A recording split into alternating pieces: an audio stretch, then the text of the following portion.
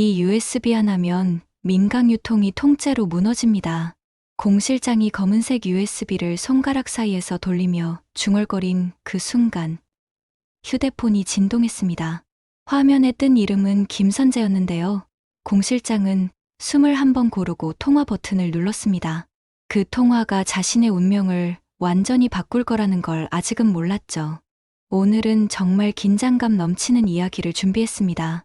공 실장이 20년 동안 숨겨온 비밀들, 그 비밀이 담긴 USB가 어떻게 민강 유통 전체를 뒤흔들게 되는지, 그리고 백설이와 문태경이 어떻게 진실에 다가가는지까지 끝까지 집중해서 들어주세요.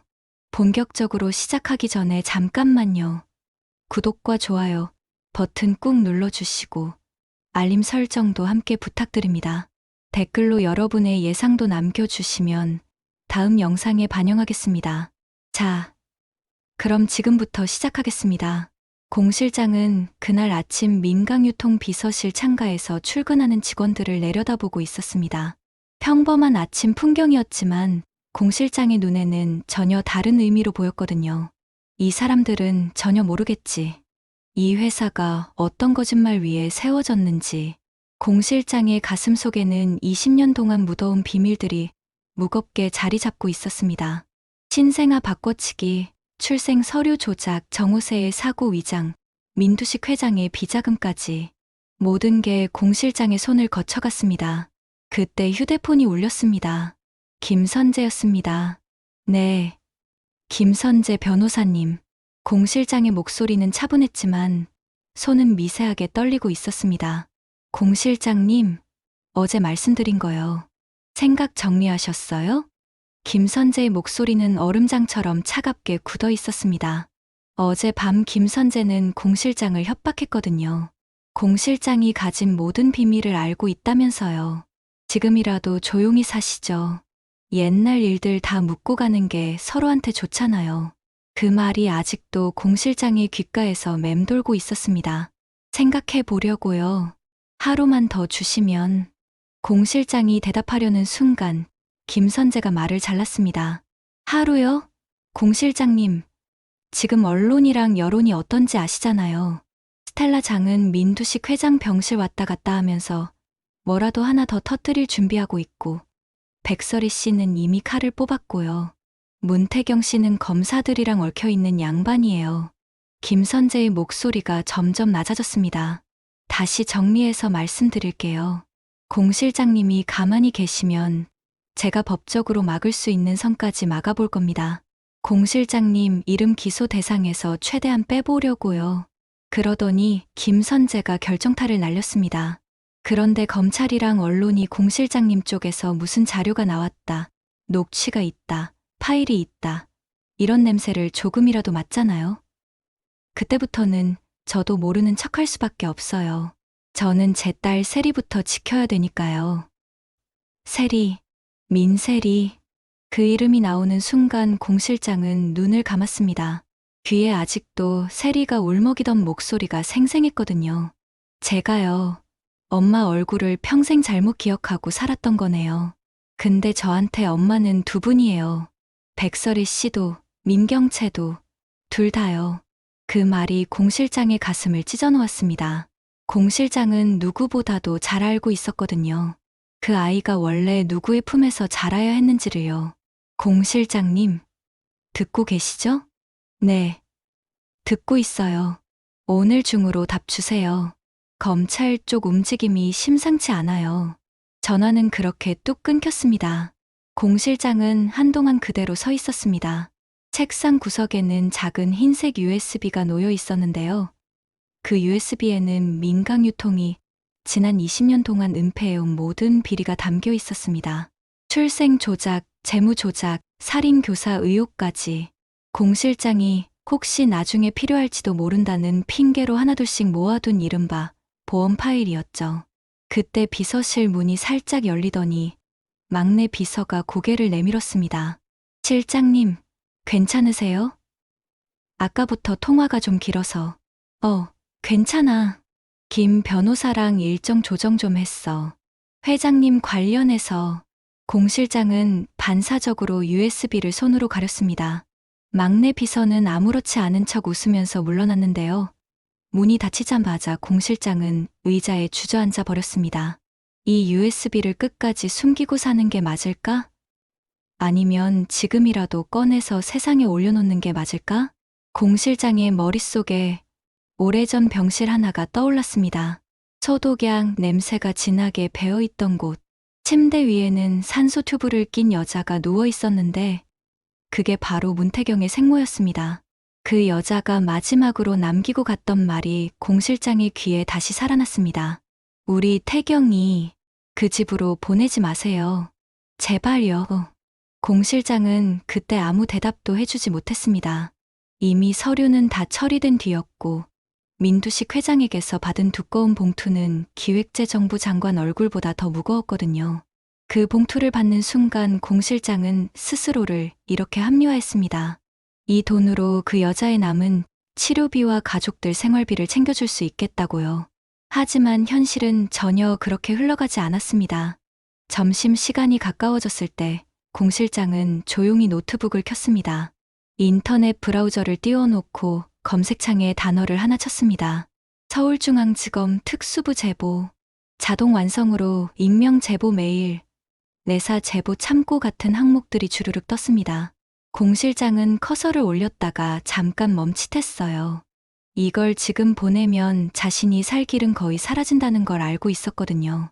최소한 공범으로, 아니 주도자로 기소될 가능성이 컸습니다.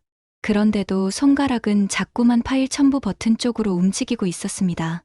바로 그때 노트북 화면 오른쪽 아래에 알림창이 하나 톡 올라왔습니다. 메신저로 온 짧은 메시지였어요. 공 실장님, 오늘 점심에 백설이 씨 가게에서 도시락 들어온대요. 회장님 병실 쪽 직원들이랑 나눠 먹으라고 주문하셨대요. 그 문장을 보는 순간 공 실장은 이상하게도 숨이 막혔습니다. 백설이라는 이름, 그리고 병실이라는 단어가 동시에 들어 있었거든요. 딸 백미소를 잃고도 민강 유통복도를 걸어야 했던 그 엄마. 그 엄마가 지금도 밥이라도 같이 먹자는 마음으로 도시락을 보내고 있다는 사실이 공 실장의 가슴을 더 짓눌렀습니다. 공 실장은 메신저 창에 짧게 답을 보냈습니다. 알았다고 전해줘. 배달 오면 내 쪽으로 먼저 보내달라고 하고. 그리고 노트북 화면으로 다시 시선을 돌렸습니다. 이번에는 망설이지 않았어요. 공 실장은 USB 하나의 파일을 압축해 민강유통 출생 조작 내부 기록이라는 제목을 붙였습니다. 파일 크기가 올라가는 진행발을 보는 동안 공 실장은 마치 자신의 숨이 한 칸 한 칸 줄어드는 것 같다고 느꼈습니다. 파일 첨부가 완료되고 제보 메일 작성란에 짧은 문장을 썼습니다. 20년 전 신생아 바꿔치기, 교통사고, 위장, 살인, 출생 기록 조작에 대한 내부 자료입니다. 제 이름은 아직 밝힐 수 없지만 기록은 거짓이 아닙니다. 제 이름 대신 피해자들 이름을 먼저 봐주세요. 손끝이 떨렸지만 공 실장은 결국 전송 버튼을 눌렀습니다. 화면 상단에 전송 완료라는 작은 문구가 떠오르는 순간 어딘가 돌아갈 수 없는 강을 건넜다는 느낌이 들었습니다. 허탈하게 의자 등받이에 기대려는 순간 또 한 번 알림이 떴습니다. 이번에는 이메일이었어요. 발신자는 낯선 이름이었습니다. 주연아. 공 실장은 잠깐 눈살을 찌푸렸습니다. 이름만 보면 세리가 동생처럼 챙겨온 그 연아가 먼저 떠오르지만 공 실장이 알고 있는 주연아는 조금 달랐습니다. 백설이가 민강 유통 상대 소송을 준비할 때 뒤에서 서류 정리와 사실관계를 함께 확인해줬던 조용한 조력자. 전에는 민강 유통 홍보 쪽에 잠깐 발을 담갔다가 양심에 찔려서 나와버렸다고 했었죠. 메일 제목은 의외로 간단했습니다. 실장님께 그냥 한 사람으로서. 공 실장은 천천히 메일을 열어봤습니다. 공 실장님, 저 연하 연락드려서 죄송해요. 실장님이 제 메일을 읽어주실지 모르겠지만 그래도 한 번은 써보고 싶었어요. 어제 세리가 울면서 그러더라고요. 나한테 엄마는 두 분이야. 그 말 듣는데 갑자기 실장님이 떠올랐어요. 세리가 두 명의 엄마 사이에서 갈라지는 것처럼 실장님도 회사랑 양심 사이에서 계속 갈라지고 있는 것 같아서요. 실장님이 20년 동안 어떤 일들을 봐왔는지 어떤 결정을 내렸는지 제가 다 알 수는 없겠죠. 그래도 한 가지는 알겠더라고요. 사람들이 실장님을 욕하기 시작할 때 실장님 얼굴이 오히려 더 하얘졌다는 거요. 자기 잘못을 모르는 사람 얼굴은 아니었어요. 혹시라도, 정말 혹시라도요. 실장님이 가지고 있는 무언가 때문에 앞으로 덜 죽는 사람이 생길 수 있다면요. 그건 너무 늦기 전에 꺼내주셨으면 좋겠어요. 누군가한테는 실장님이 마지막으로 건네는 손잡이가 될 수도 있을 것 같아서요. 이 메일은 그냥 한 사람으로서 보내요. 누군가를 위해 일을 해본 적 있는 사람으로서 메일을 읽는 동안 공 실장은 몇 번이나 눈을 깜박였는지 기억이 나지 않았습니다. 결국 마지막 줄에서야 숨을 크게 내쉬었어요. 이 애는 왜 자꾸 사람을 괴롭게 만드는 말을 골라서 하는 거야? 공 실장은 혼잣말을 하면서도 입꼬리가 아주 조금 올라가는 걸 느꼈습니다. 누군가 자신을 사람으로 불러준다는 게 이렇게 낯설게 느껴지기는 처음이었거든요. 그동안 공 실장은 공 실장, 민강유통사람, 회장 측 인물 같은 호칭으로만 불려왔지. 그냥 한 사람이라고 불린 적은 거의 없었습니다. 점심시간이 되자 회장실 쪽으로 도시락이 배달됐습니다. 백설이가 직접 싼 도시락이라고 했고 세리가 같이 도와줬다는 말도 따라 붙었습니다. 도시락 뚜껑을 열자 평범한 김치찌개와 제육볶음, 계란말이가 가지런히 들어 있었는데요. 공 실장은 그걸 한 숟가락 떠먹는 순간 목이 막혀서 더 이상 넘기지 못했습니다. 이걸 내가 받아도 되는 건가? 숟가락을 내려놓은 공 실장은 도시락을 덮고 자리에서 일어났습니다. 그리고 회장실 앞을 지나 병실이 있는 층으로 향했어요. 민두식 회장이 누워있는 VIP 병실 복도는 여전히 조용했습니다. 간호사 하나가 기록지를 정리하고 있었고 경호팀장은 문 옆에서 서류를 보며 서 있었는데요. 공 실장이 다가가자 경호팀장이 고개를 들었습니다. 실장님 오셨어요. 회장님 상태는 어때요? 오늘도 비슷하십니다. 의식은 여전히 없으시고요. 경호팀장의 목소리가 잠깐 망설이는 듯하더니 조심스럽게 한마디를 덧붙였습니다. 아까 스텔라 장 씨가 다녀가셨어요. 한참 계시다가 가셨습니다. 공 실장은 그 말을 듣는 순간 심장이 쿡 내려앉은 것 같았습니다. 스텔라 장연숙. 그 여자가 병실에서 무슨 말을 하고 갔을지 공 실장은 굳이 상상하지 않아도 알 수 있었어요. 민두식의 귀에 대고 어떻게 아들을 잃었는지, 그날 밤 어떤 전화를 받았는지, 어떤 돈이 오갔는지, 어떤 서류가 오갔는지 하나하나 다 읊조리고 갔을 거라고요. 그래요.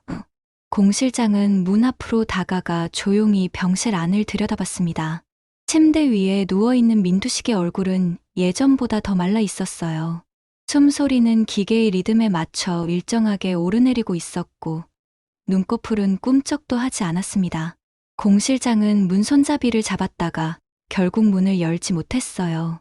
대신 문 너머로 들리지도 않을 말을 중얼거렸습니다. 회장님, 저 먼저 갈게요. 이번에는 좀 다르게 해볼게요. 그 한마디를 남기고 공 실장은 병실을 떠났습니다. 그날 오후 공 실장의 휴대폰이 다시 울렸습니다. 이번에는 발신자가 김선재가 아니었어요. 화면에는 이렇게 떠 있었습니다. 민경채 전무님. 공 실장은 잠깐 망설이다가 전화를 받았습니다. 네, 전무님. 민경채의 목소리는 이상하게도 밝은 톤이었어요. 마치 아무 일도 없다는 듯이요.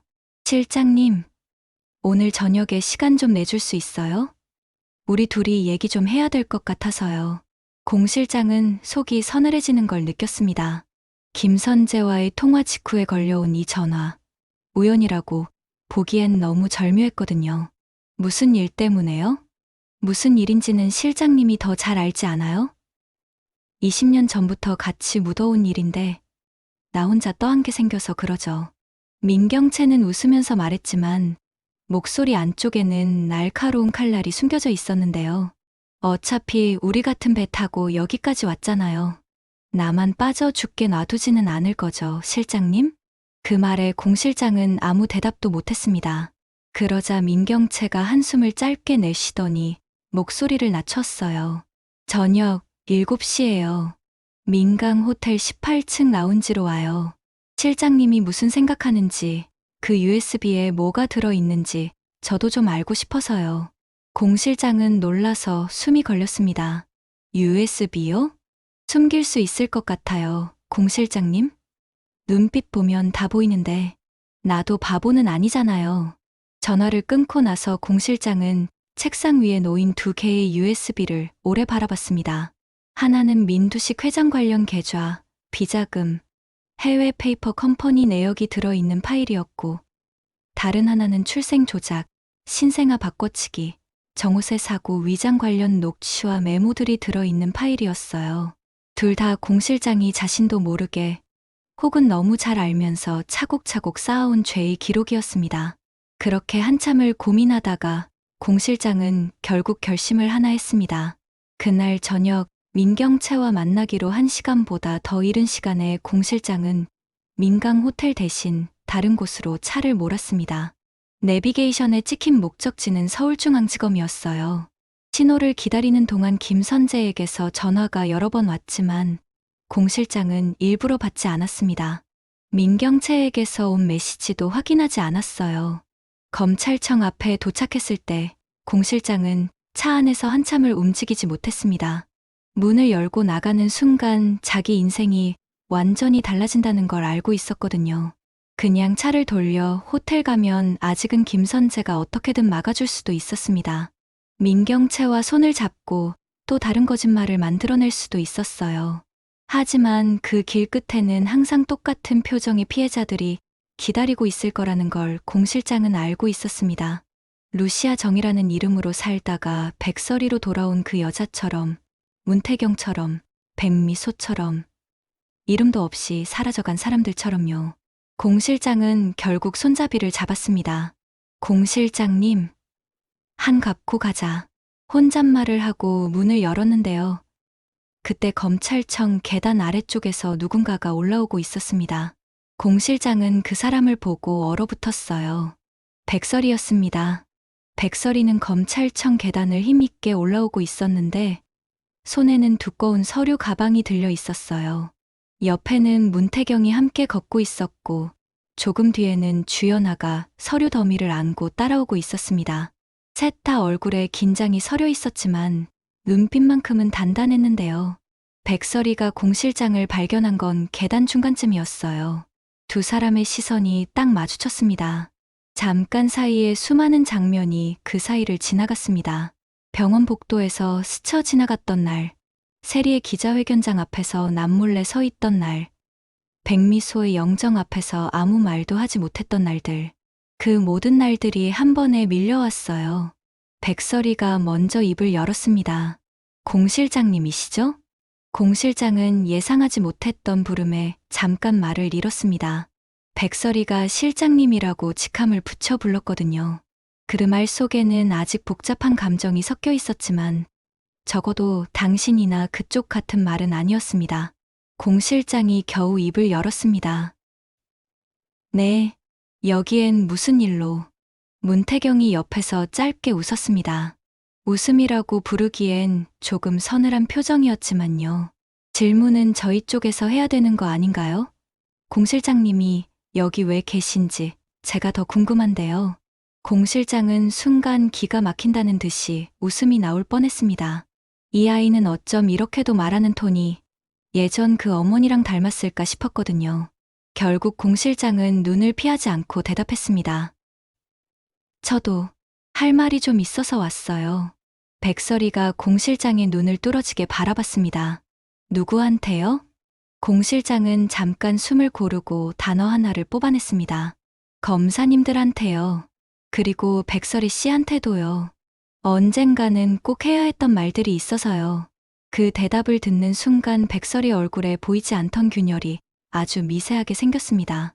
분노와 경계 사이에 아주 작은 당혹감이 끼어드는 느낌이었어요.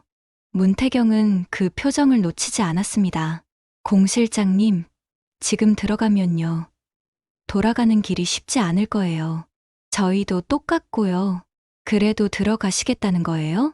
공 실장은 그 질문이 이상하게도 위로처럼 들렸습니다. 문태경 씨, 당신은 원래 그런 사람이었어요. 무서운 얘기를 호흡부터 안정시키고 하더라고요. 공 실장은 짧게 웃고 나서 진지하게 덧붙였습니다. 근데요, 오늘은 무서운 얘기를 듣는 쪽에서 보고 싶어요. 그동안 너무 오래 남들한테만 시켰으니까요. 그 말을 남기고 공 실장은 먼저 계단을 올라 검찰청 건물 안으로 들어갔습니다. 조사실에서 공 실장이 진술을 시작했을 때 시계는 오후 3시를 조금 넘긴 시간이었습니다. 검사 2명이 마주 앉아 있었고 녹음기가 돌기 시작했습니다. 검사가 차분하게 물었습니다. 성함과 생년, 현재 직함부터 말씀해 주세요. 공 실장은 자신의 이름을 또박또박 말했습니다. 회사에서 항상 실장님이라고만 불리다가 오랜만에 본명을 입 밖으로 꺼내는 기분이었어요. 이름을 말하는 순간 묘하게도 몸이 조금 가벼워지는 느낌도 들었습니다. 검사가 첫 질문을 던졌습니다. 20년 전 민강 유통 관련 출생 신고서와 입양 서류 위조에 관여한 사실이 있으십니까? 공 실장은 숨을 들이마시고 바로 대답했습니다. 네, 있습니다. 검사가 예상보다 빠른 인정에 잠깐 눈썹을 치켜 세웠습니다. 어떤 방식으로 관여하셨습니까? 공 실장은 그제야 진짜 이야기를 꺼내기 시작했어요. 20년 전 민두식 회장이 처음 상담을 요청했던 날부터요. 당시 민경채가 임신 사실을 숨기려 했던 상황, 스텔라 장 아들 정우세와의 관계, 민두식이 회사 이미지라는 이름으로 사람들의 인생을 줄세웠던 장면들, 그리고 그 과정에서 공 실장이 어떻게 서류를 손보고 어떤 아이의 이름을 바꾸고 어떤 아이의 혈액형 정보를 삭제했는지 한 줄 한 줄 말할 때마다 공 실장은 심장이 조금씩 내려앉는 기분이 들었습니다. 검사가 중간에 한 번 물었습니다. 그럼 민세리 양의 친모는 누구라고 알고 계셨습니까? 공 실장은 이 질문이 나올 줄 알고 있었어요. 세리의 이름을 들은 순간 목이 잠깐 맸지만 곧바로 대답했습니다. 루시아 정. 이름으로는 백설이 씨입니다. 세리가 태어났을 때부터 저는 그 사실을 알고 있었어요. 검사가 다시 물었습니다. 그럼 현재 민세리 양의 어머니로 등록되어 있는 민경채 씨와의 관계는 어떻게 만들어진 겁니까? 회장님 지시였습니다. 민두식 회장님이 회사 후계 구도와 이미지를 위해 겉으로 보기 좋은 가족을 만들어야 한다고 하셨거든요. 당시 민경채 씨는 회장님의 친딸로 완벽한 엄마 역할을 요구받고 있었고요. 공 실장이 그렇게 말하는 동안 머릿속에는 당시 민경채의 얼굴이 떠올랐습니다. 산후조리원 복도에서 담배를 피우던 민경채의 모습, 아기 울음소리가 들리자 인상을 찌푸리면서 조용히 좀 시켜달라고 간호사에게 소리를 치던 모습, 그리고 회장실에서 돈 봉투를 받다가 한 번에 웃음기를 지워버리던 그 표정. 민경채 역시 완전히 자유로운 사람은 아니었지만 적어도 선택지를 더 많이 가진 사람이었어요. 공 실장은 그걸 누구보다 잘 알고 있었습니다. 진술이 계속 이어지는 동안 공 실장의 목소리는 점점 더 단단해졌습니다. 자기 죄를 고백하는 게 아니라 기록을 세상에 돌려놓는다는 마음으로 진술을 이어갔다고 스스로를 다독였거든요. 검사가 녹취 기록을 확인하다가 물었습니다. 이 내용들은 모두 공 실장님 머릿속에만 있던 건가요? 아니면 따로 정리된 자료가 있습니까? 공 실장은 잠깐 침묵하다가 결국 고개를 끄덕였습니다. 제 집에 제가 따로 정리해둔 파일들이 있어요. USB랑 노트도 있고요. 검사가 눈을 반짝였습니다. 그 자료들을 제출해 주실 수 있겠습니까? 그건 공 실장님에게도 중요한 선택일 텐데요. 공 실장은 조용히 웃었습니다. 사실 이미 일부는 보냈어요. 여기 오기 전에 익명 제보 메일로요. 아마 특수부 쪽 서버에 도착해 있을 겁니다. 그게 제가 오늘 여기 온 이유 중 하나예요. 그냥 자료만 던져놓고 도망치고 싶지 않았거든요. 이게 누구 입에서 나왔는지는 제가 직접 말해야 할 것 같아서요. 검사는 잠깐 놀란 표정을 짓더니 모니터를 확인하라고 옆 직원에게 손짓했습니다. 얼마 지나지 않아 직원이 화면을 가리키며 말했습니다. 부장님, 몇 시간 전에 들어온 제보 메일이 하나 있습니다. 제목이 민강 유통 출생 조작 관련 내부 자료라고 되어 있네요. 검사가 공 실장을 바라봤습니다. 지금 이 자료를 보내신 분이 본인 맞습니까? 공 실장은 고개를 끄덕였습니다. 네, 제 노트북에서 보냈어요. 거짓말 아니에요. 그 순간 공 실장은 이상하게도 가슴이 조금 가벼워졌습니다.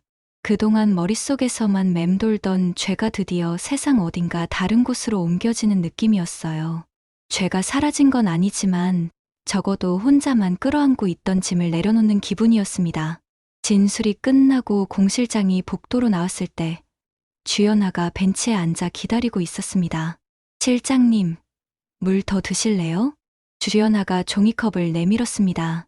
공 실장은 놀라서 물을 거의 흘릴 뻔했어요.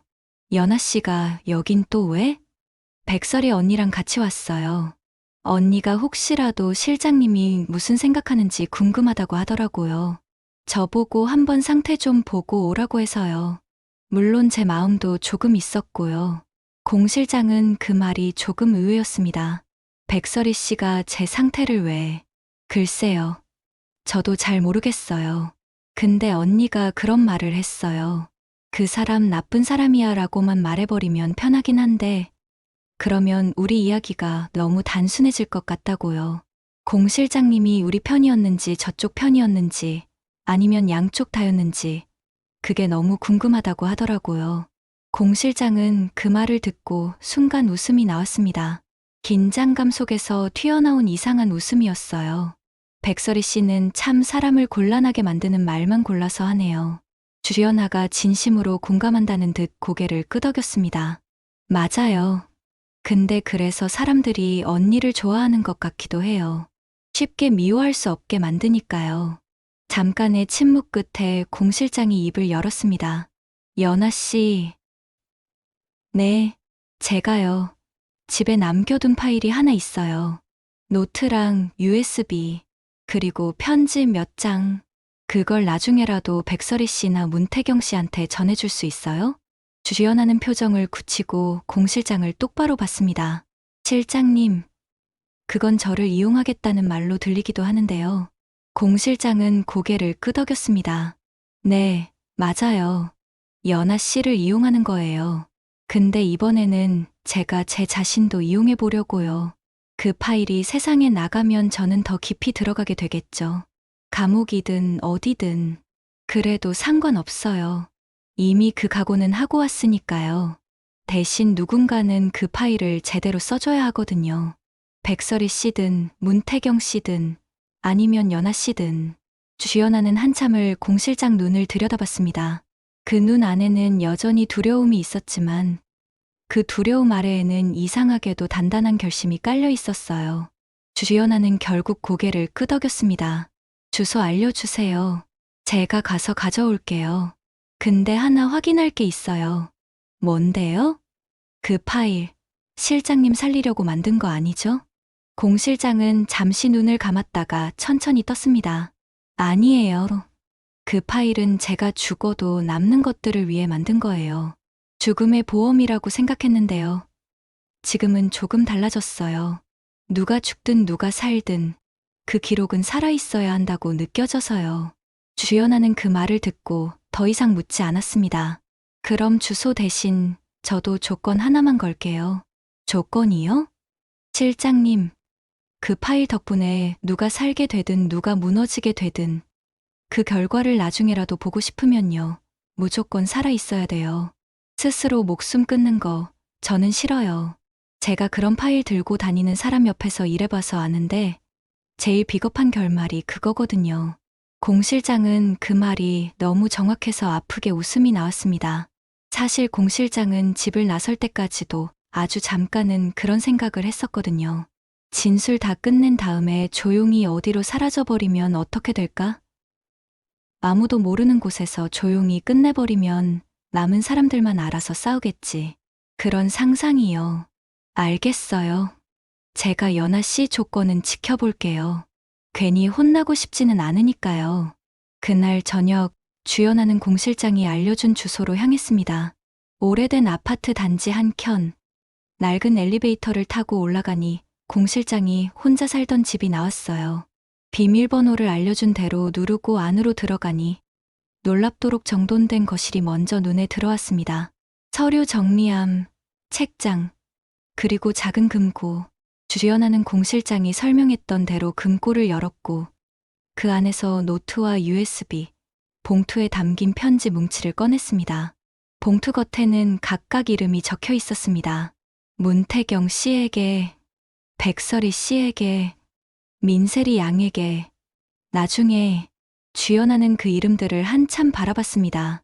공실장이 이 봉투들을 준비하면서 무슨 마음이었을지 조금은 짐작이 갔어요. 이 편지들이 언젠가 건네질 사람이 어떤 표정을 짓게 될지도 상상해봤습니다. 분노, 눈물, 허탈, 혹은 조금은 가벼워지는 마음. 뭐가 됐든 그건 지금과는 다른 얼굴일 거라는 생각이 들었습니다. 주연아가 USB와 편지들을 가방에 넣고 집을 나서려는 순간 현관문 밖에서 인기척이 들렸습니다. 누군가가 문 손잡이를 잡는 소리였어요. 주연아는 반사적으로 몸을 굳혔습니다. 문이 벌컥 열리면서 익숙한 얼굴이 들어왔습니다. 스텔라 장연숙이었습니다. 여기는 어떻게? 주연아가 놀라서 묻는 사이 스텔라 장은 집 안을 한번 휙 훑어봤습니다. 눈매는 여전히 날카롭고 표정은 냉정했지만 어딘가 피곤함이 묻어 있었습니다. 공 실장이 이 주소 얘기했겠죠. 검찰에서 내가 모아둔 것들 누군가는 가져가야 한다고. 검사들도 백설이도 문태경도 지금쯤 다 이 주소 알고 있어요. 근데 제일 먼저 온 건 너랑 나네. 연아 씨. 주련하는 순간 가방을 꽉 움켜쥐었습니다. 대표님, 이거 가져가시면 안 돼요. 이건 실장님이. 스텔라 장은 주연아의 말을 잘랐습니다. 나도 알고 싶어서 왔어요. 이 여자가 지금에서야 무슨 얼굴을 하고 있는지, 뭐를 남겨놓고 갔는지. 그걸 안다고 해서 내 아들이 돌아오는 건 아니지만 적어도 누가 어디까지 알고 있었는지는 확인하고 싶거든요. 주연하는 망설임 끝에 가방을 살짝 열어 USB를 꺼냈습니다. 여기에 다 들어있어요. 근데 대표님이 혼자 보시겠다고 하면 저는 반대할 거예요. 이건 혼자만 보는 순간 또 다른 거래가 돼버릴 수 있거든요. 그게 공 실장님이 원하는 결말일 것 같지는 않아서요. 스텔라 장은 주연아를 한참 바라보더니 피식 웃었습니다. 백설이랑 오래 같이 일하더니 말투가 닮았네. 아주 사람 피곤하게 만드는 말만 골라서 해요. 그러면서도 스텔라 장은 USB를 억지로 빼앗아가지는 않았습니다. 대신 손을 내밀었어요. 그럼 이렇게 하죠. 우리 둘이 같이 복사해요. 검찰에도, 백설이한테도, 문태경한테도, 그리고 나한테도 똑같은 파일 4개. 누구 하나 뒤에서 들 보기 힘들게. 주연아는 잠깐 고민하다가 결국 고개를 끄덕였습니다. 좋아요. 대신 대표님도 한 가지 약속해 주세요. 뭔데요?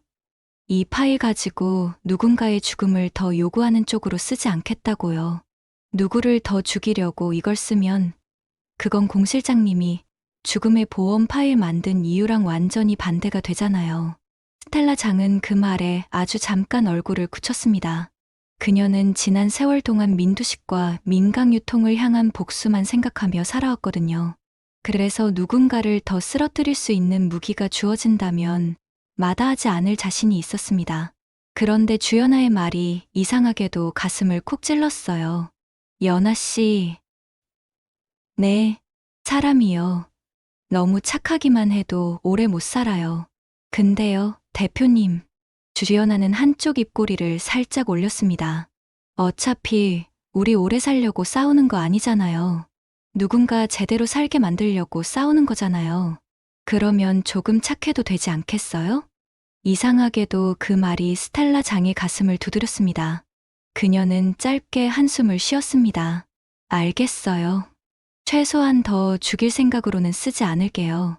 대신 책임질 사람들은 책임지게 해야죠. 그건 약속 못 깨요.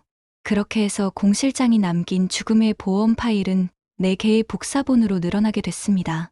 하나는 검찰 서버 안에, 하나는 주연아의 가방 안에, 하나는 스텔라 장의 금고 안에, 그리고 마지막 하나는 곧 백설이와 문태경의 손에 들어가게 될 예정이었어요.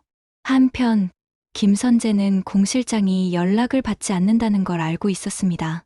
민경채로부터도 공 실장이 약속 장소에 나타나지 않았다는 연락을 받았죠. 공 실장, 당신 설마. 김선재는 자신의 사무실에서 책상 위를 정리하고 있었습니다. 그의 책상 위에는 또 다른 USB와 노트들이 흩어져 있었어요. 대부분은 민강유통을 보호하기 위한 법적 대응 자료들이었지만 그 중 하나에는 김선재 자신의 보험용 자료도 섞여 있었습니다. 그는 원래부터 어떤 판에서도 자신만큼은 빠져나갈 구멍을 만들어두는 사람이었거든요. 공 실장님이 진짜로 그쪽으로 가셨어요? 김선재는 혼잣말을 하면서도 웃음이 새어나오는 걸 막지 못했습니다. 웃음 속에는 긴장, 분노, 두려움이 복잡하게 섞여 있었어요. 그러면 저도 제 거 꺼내야죠. 다 같이 죽을 거면 누구 하나 쉽게 못 나가게 해야지. 그는 서랍 안 깊숙한 곳에서 검은색 USB를 하나 꺼냈습니다. 그 USB 안에는 공 실장이 모아온 파일과는 좀 다른 종류의 보험이 들어 있었어요. 민두식이 김선재에게 직접 지시한 불법 행위, 민경채와 스텔라 장 사이의 비밀 거래, 심지어는 몇몇 검사들과 주고받은 부적절한 통화 녹취까지.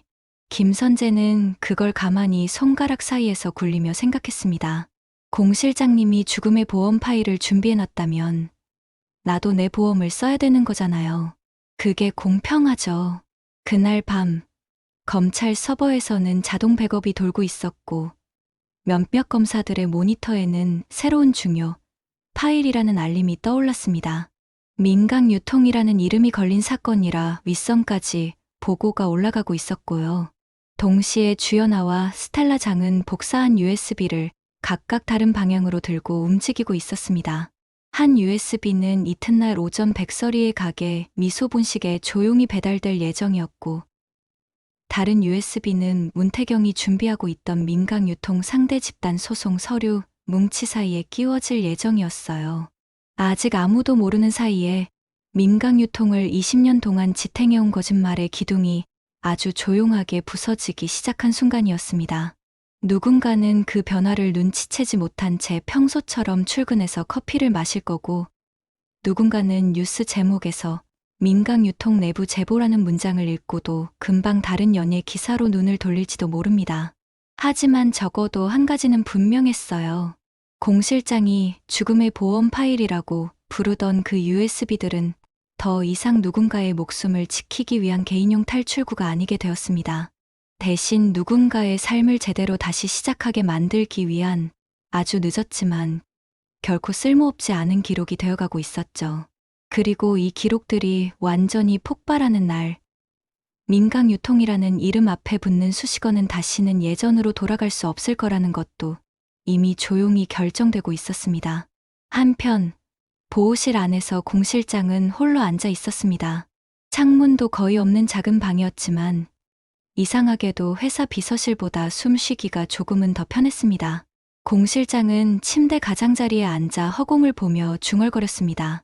백설이 씨, 문태경 씨, 그리고 세리 양. 나중에 이 파일을 열어볼 때 나를 어떻게 부를지 모르겠네요. 피해자? 공범? 혹은 늦은 배신자? 공 실장은 스스로를 변명하고 싶지 않았습니다. 대신 마지막으로 한 사람 얼굴만 떠올리고 싶었어요. 문태경의 엄마. 그 여자가 병실에서 마지막으로 했던 말. 우리 태경이 그 집으로 보내지 마세요. 제발요. 공 실장은 그 부탁을 지키지 못했습니다. 그래서 지금이라도 문태경에게 다른 부탁을 할 수밖에 없다고 느꼈어요. 문태경 씨, 나중에 이 편지 읽게 되면요. 제발 나를 용서하려고 애쓰지 말아요. 저는 용서받을 자격은 없으니까. 대신 내가 남긴 기록은 끝까지 써줘요. 당신이 원하는 대로 당신 편에 서서. 그게 내가 할 수 있는 제일 마지막 사과예요. 여러분, 오늘 이야기는 여기까지입니다. 공 실장의 선택이 민강유통 전체를 어떻게 흔들게 될지, 백설이와 문태경이 그 파일들을 어떻게 활용할지, 그리고 김선재는 어떤 반격을 준비하고 있을지, 다음 이야기에서 더 자세히 다뤄보도록 하겠습니다. 오늘 영상이 재미있으셨다면 좋아요와 구독 꼭 부탁드립니다. 여러분의 댓글도 기다리고 있겠습니다. 다음에 또 만나요. 감사합니다.